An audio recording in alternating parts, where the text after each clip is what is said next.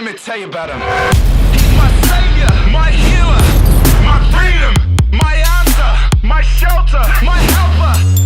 He's bigger, strong tower, protector. He's stronger, he's greater, he's higher, my redeemer, he's holy, he's alive.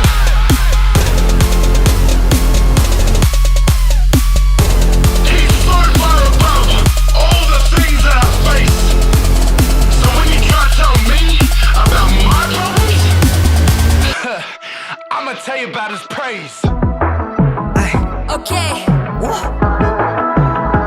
Kabataan, let's go. Kabataan. we are ang kabataan, kakabataan Pinoy. Sa pagdiriwang natin ng Camp Hapag, hinihikayat ko kayo, mga kabataan, patuloy ninyong yakapin ang simbahan bilang tahanan. Sa lahat ng gagawin, oh, iba na tayo ngayon. Lahat di nagagawa, di magagawa. Sabihin nyo, kaya natin to. Kaya to, kabataang Pinoy. Pagbutihan mo, pag-asa ka ng buong mundo. Pag-asa ng buong mundo.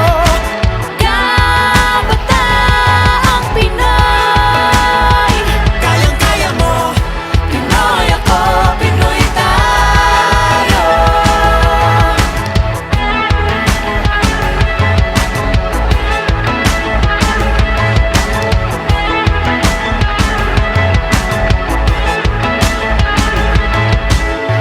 hamon sa buhay, handang Ang laging sinasabi ni Pope Francis, the church is a home.